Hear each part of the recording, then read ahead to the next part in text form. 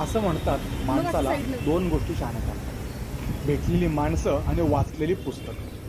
थोड्या वेळासाठी आपण माणसं हा कन्सेप्ट जरा बाजूला ठेवूयात आणि आता आपण फोकस करूयात पुस्तकांवर. नमस्कार, तर आत्ता आपण आहोत FC कॉलेजमध्ये आणि त्याचं कारण म्हणजे PMPLचा अतिशय स्तुत्य उपक्रम आत्ता आपल्या समोर आहे.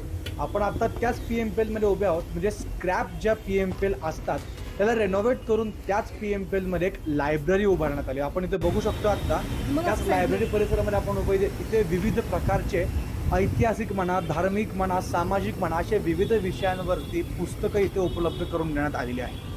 आणि फक्त पुस्तकच उपलब्ध नसून इथे तुम्ही जर बारकाईने बघितलं तर इथे व्यवस्थितपणे सिटिंग अरेंजमेंट देखील स्टुडंट्ससाठी करण्यात आलेली आहे.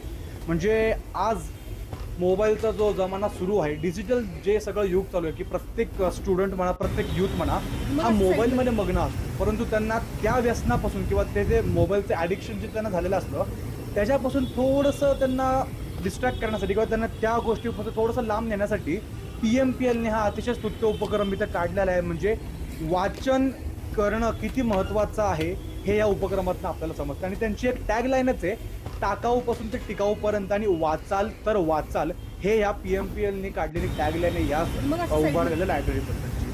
तर तुम्ही अजून बघू शकता की व्यवस्थितपणे त्या सिटिंग अरेंजमेंट आहेत.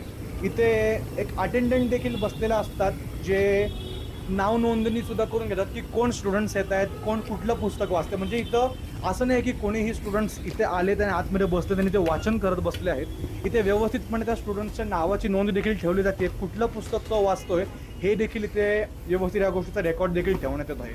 म्हणजे आजच्या युगातला हा एक अनोखा उपक्रम म्हणू शकतो आपण PMPLचा. तसं पाहायला गेलं तर PMC म्हणजे पुणे महानगरपालिकेने याच्या अगोदर असे विविध उपक्रम केलेले आहेत, इनिशिएटिव्ह घेतलेत, परंतु ते उपक्रम फक्त असे नाममात्र राहिले होते.